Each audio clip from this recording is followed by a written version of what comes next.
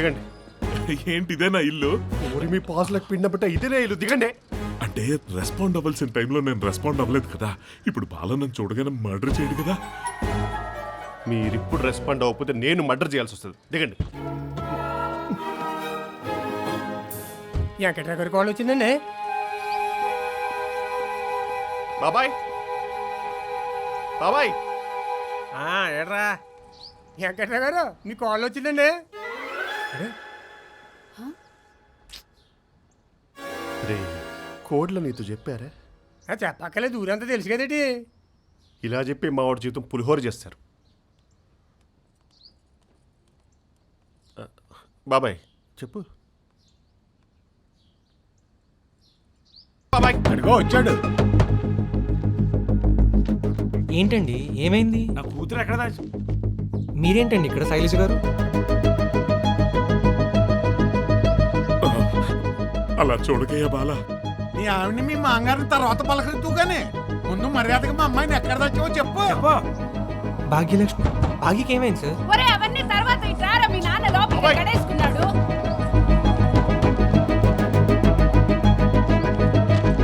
నాన్న కలుపుతీ నాన్న. నాన్న ఈయనెవరు ఇక్కడ పడుకోబెట్టారు? దోమలు తెక్కొట్టేస్తున్నాయి. తలుపు తెస్తున్నాగా ఏటా కంగారు? నువ్వేటా పూనకు వచ్చిందల్లా తలుపు పట్టుకో బాధేస్తున్నావు. లోపలికి వెళ్ళి గడేసుకుంటే భయం వేసిందండి. అదే నలుగురితో మాట్లాడుతున్నాను కదా, లుంగి లోపల డ్రాయర్ వేసుకోలేదు, లోపల కూడా చేసుకున్నాను. ఇదిలో వేసుకోమంటావు ఏంటి? ఇప్పుడు చెప్పరా ఏంటి నీ కంగారు?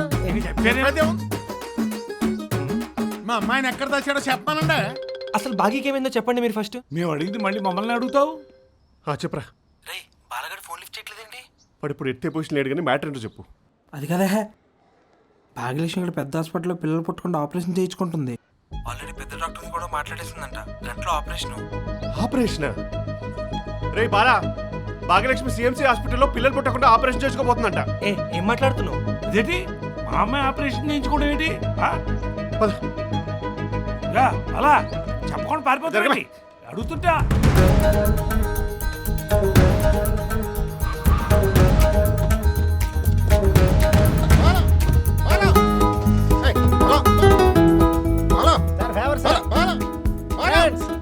ఎంగేజ్మెంట్ ఎపిసోడ్ ప్రస్తుతం బాలాగారి ఇంటికి చేరుకుంది. ఆపండి మీ గోళ. బాలగా సార్ బాలా బాలా మాయ గారు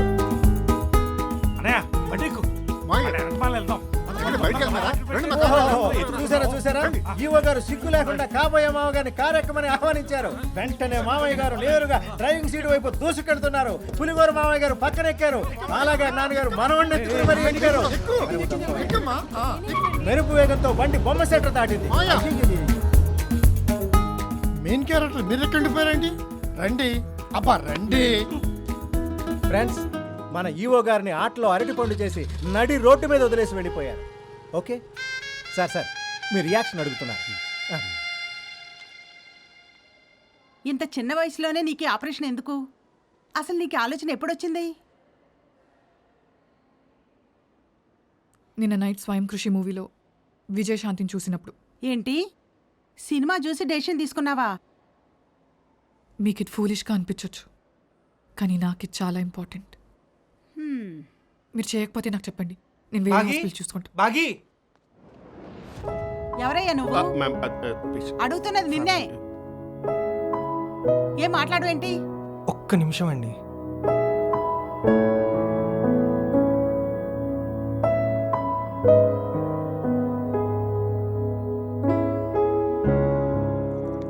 ఏంటి బాగి, ఎందుకు ఇదంతా? నువ్వు నాతో మాట్లాడకు, నేను నీతో మాట్లాడను. ఏమైంది బాగి? నన్ను వదిలేయ్ బాల. ఎవరు నన్ను పట్టించుకోరు, నువ్వు కూడా. అసలేంటి బాల, నీకోసం నేను వాటిని చూసుకోలేనా?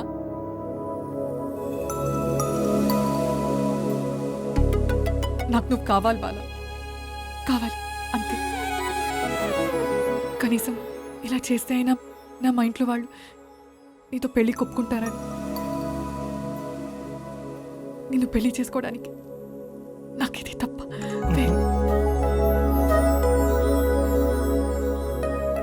ఇక్కడ వరకు వస్తే కానీ రియాక్ట్ అవ్వవా? సారీ బాగి, నాకే ఏం చేయాలో తెలియక నేను చాలా బాధ పెట్టాను. ఇంకా గట్టిగా హక్ చేసుకోవచ్చు.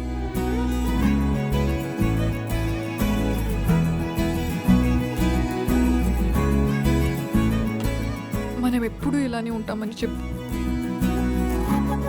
ఇలాగే ఉంటాం. ఎప్పుడు ఎప్పుడు ఇలాగే ఉంటాం. సరేనా?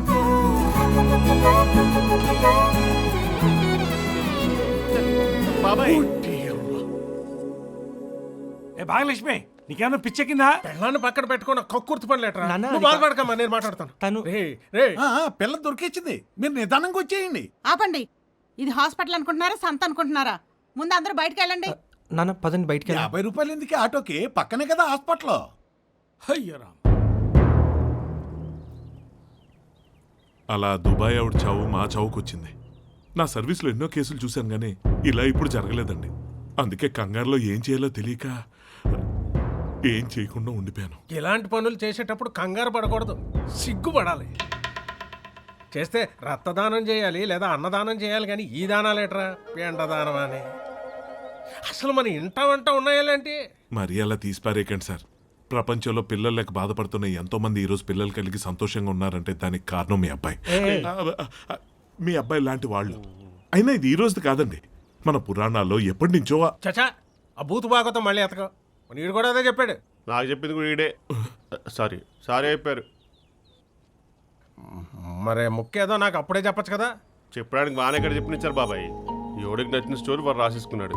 వాడు తలుచుకుంటే ఆ బాబుని ఏదోలా వదిలించేసుకోవచ్చు, కానీ వాడు పని చేయలేదు. నేను ఆ రోజు చేసిన తప్పో కాదో నాకు తెలీదు, కానీ వీడిని అలా వదిలేయటం మాత్రం తప్పు అనిపించింది. ఆ తప్పు చేయటం ఇష్టం లేక ఆగిపోయాను.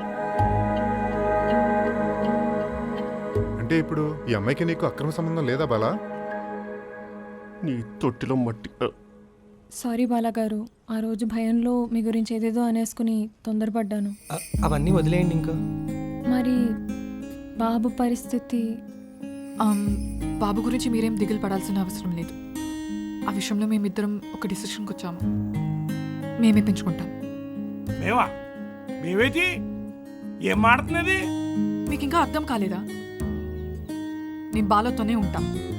అది కాదు ఆడు హనుమంతో ఆ పిల్లల మొండికేసుకుని కూర్చుంటే మనం మాత్రం ఏం చెప్తాంలే కానీ. సర్లే, అయినా మీ ఓడి గురించి బయట అంతా అనుకుంటున్నట్టు అదే ముందేదో అమ్మాయితో ఎపైరు అది ఇదేనే అలానే బాగుంది చెప్పుకోవటానికి, అదే ఉంచేసేయండి. ఇది మాత్రం బయట చెప్పకండి, చాలా దరిద్రంగా ఉంది. ఎరా హనుమంతో? సర్లే, నువ్వు ఒప్పుకున్నాక నేను ఒప్పుకోక చేస్తానా? సర్లే, కాకపోతే ఆ బాబు ఒక్కడే సమస్య. ఆడు మీ వాడికి సరిగ్గా పొట్టలేదని తేలిపోయింది. ఆడిని ఎక్కడన్నా వదిలేస్తే ఎక్కడో పెరగాల్సిన కర్మ ఆడకేటి. ఏ సొంత కొంప ఉంది, 4 ఎకరాలు భూమి ఉందో, 10 రూపాయలు ఆడికి ఎట్లా పెట్టి. ఇప్పుడు 10 రూపాయల కింద ఉంటుంది. రేపు పెద్దాక ఆస్తుల సగం పట్టుకుపోతే ఏదైతే ఏంటి, ఈ నా తమ్ముడికి మనవడంటే నా ఇంటికి మనవడే. ఏది పొద్దున్న ఇసుక బాగానే లాగేశావు, ముందు నాకు గొలిసి లాగి.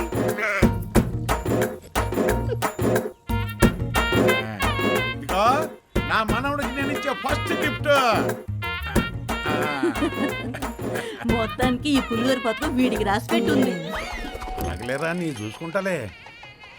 రండి రండి, చదివింపులు ఇటు, భోజనాలు అయితే ఇటు. అన్నయ్య, నువ్వు ఆ చదివింపుల గోల మానే.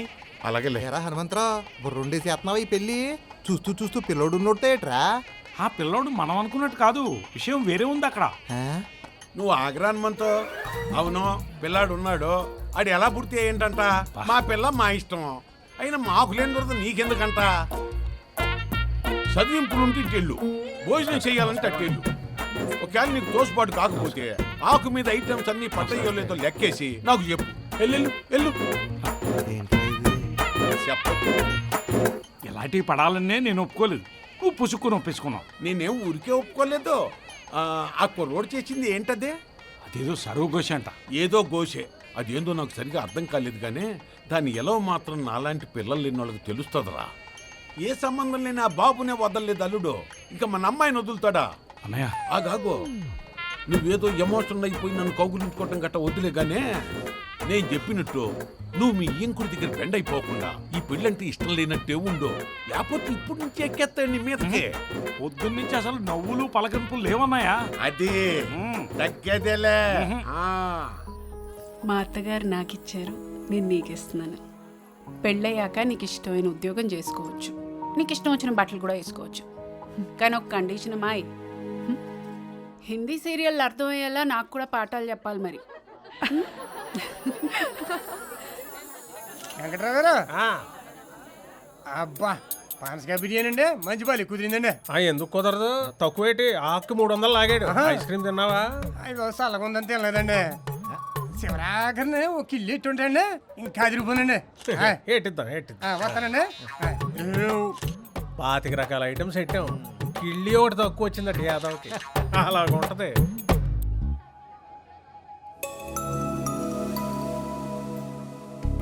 రేపు పెళ్ళయ్యాక నిన్ను ఎవండి అని పిలవాలా, బాలా అని పిలుచుకోవచ్చా?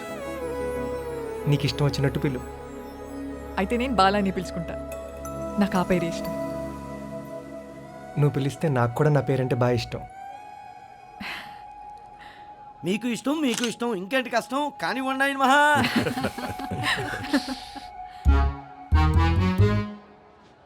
బాబు మంగళ వాయిద్యాలు రెడీగా ఉండండి. బాబు సెల్ఫీ బ్యాచ్లు సిద్ధంగా ఉండండి. బాబు అమ్మాయి అంటే మీకు ఎంత ఇష్టం ఉన్నా 3 ముళ్ళే వేయండి, తీసుకోండి. మాంగళ్యం తంతు నానేనా. ఇప్పుడేమైంది నాన్న? కాళ్ళు కూడా కడిగారు కదా. పొద్దున్న నుంచి చూస్తున్నాను, ఓ నవ్వు లేదు, ఓ పలకరింపు లేదు. ఏదో ఇష్టం లేకుండా పెళ్లి చేస్తున్నట్టుంది. ఇదంతాను కరెక్ట్ కాదు, బాలేదు. ఎర్రా హనుమంతో పాతయన్నీ మనసులో పెట్టుకోవద్దని చెప్పానా? ఇదిగో బావగారు, నేను మీ ఇయ్యంకున్నా, మా ఓడు ఒట్టి తింగర సన్నాసి. ఇవన్నీ మనసులో పెట్టుకోకండి. అట్ట సుత్త పెట్టరా నవ్వు. అది పెద్ద మనిషి మాట్లాడే విధానం అంటే. బాబు ముహూర్తం దగ్గర పడింది, కంటిన్యూ చేయను ఆయన.